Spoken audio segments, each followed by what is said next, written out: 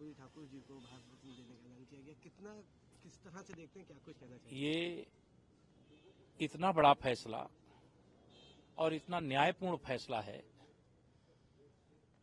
जो काम वर्षों पहले होना चाहिए, शायद 1986 में वह हम सबको छोड़ करके चले गए थे, लेकिन 1986 और 2024 के बीच में कितना बड़ा गैप हुआ। जिस महापुरुष को सबसे पहले भारत रत्न दिया जाना चाहिए था, उनको सम्मान देने का काम कांग्रेस की सरकारों ने नहीं किया।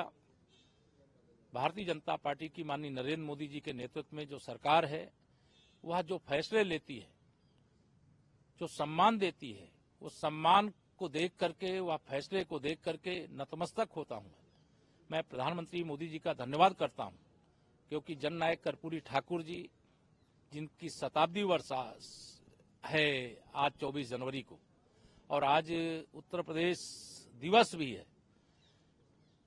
बिहार ही नहीं, वो पूरे देश के, विशेष तौर से पिछड़ों के, गरीबों के, वंचितों के, दलितों के, आदिवासियों के, मातृशक्ति के दिलों में एक तरह से राज करने वाले और उनके लिए कुछ ना कुछ सत्ता में रह करके करने वाले, ऐसे मुख्यमंत्री के रूप में उन्होंने सेवा किया था बिहार की जनता की, जो एक मिसाल बन गई। सबसे पहले उन्होंने आरक्षण देने का भी काम किया था।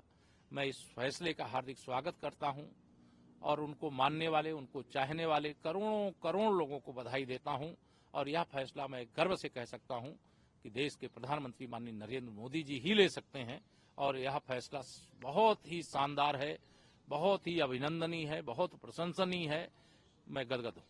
सर, जिस तरह से उनको ये सम्मान दिया जा रहा है, लेकिन उसके विपक्ष लगातार उस पर भी टिप्पणियां कर रहा है। उनका कहना है कि भारतीय जनता पार्टी इसमें अपना चुनावी एजेंडा सीधा कर रही है, या इस तरह की। देखिए, विपक्ष निराश, हताश और चुनाव में मैदान में आने से पहले ही वह चुनाव हार चुका है।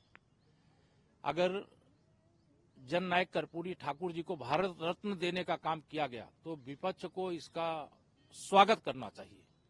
अगर इसमें उनको कुछ और दिखाई दे रहा है, तो मैं यही कहूंगा कि ये जननायक कर्पूरी ठाकुर जी जो भारत रत्न हो चुके हैं, यह उनका अपमान करने का प्रयास किया जा रहा है। ये देश की 50% से अधिक पिछड़ी वर्ग की आबादी का, कमजोर वर्ग की आबादी का अपमान करने का काम किया जा रहा है। और इस प्रकार के अपमान को न देश सहेगा, न प्रदेश सहेगा, न बिहार सहेगा, और न गरीब सहेगा, न किसान सहेगा, न मजदूर सहेगा। सब इसका जवाब देने का काम करेंगे। उनको यही चीज भगवान श्री रामलला के मंदिर में प्राण प्रतिष्ठा समारोह में इसी प्रकार के अनर्गल बयानबाजी कर रहे थे। आज देखिए, पूरा देश राम में है।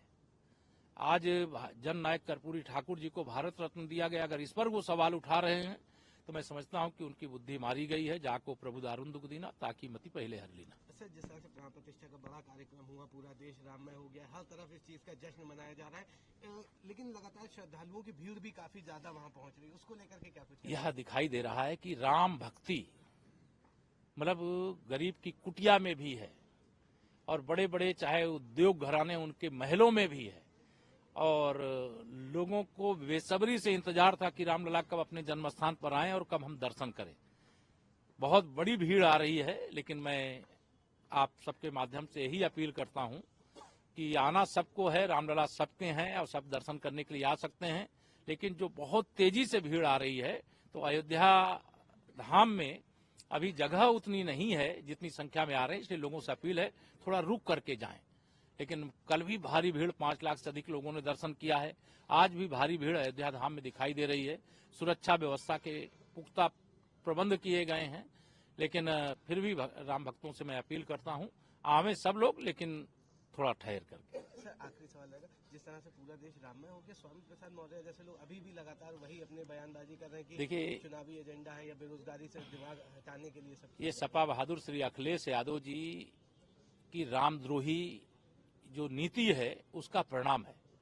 अन्यथा राख न सके कोई संसार में, मतलब त्रिलोकी में कोई ऐसा नहीं था कि राम का द्रोही कोई शरण देने का काम करे। जयंत की कथा उसमें आती है, देवराजेंद्र के पुत्र की। उनको कहीं जगह नहीं मिली। एक सिकंडे का बाण भगवान ने अभिमंत्रित करके मारा था, सीता माँ को उन्होंने चोट पहुंचाई थी। पूरी त्रिलोकी घूम करके आए, लेकिन अंत में जब कहीं शरण नहीं मिली तब भगवान श्री राम के चरणों में आकर के गिरे थे। भगवान ने उनकी एक आंख फोड़ करके, वो कौवे के रूप में आया था तो उसको क्षमा कर दिया था। तो मैं श्री अखिलेश यादव जी से यही कहूंगा, या तो अपने रामद्रोही बयानवीरों की बयानबाजी पर लगाम लगाएं, या तो उनको पद से हटाएं, या तो वह जो उनके ऊपर आरोप लग रहा है कि अगर वो रामद्रोही बन करके और राजनीति करना चाहते हैं तो उसका भी उत्तर राम भक्त देंगे।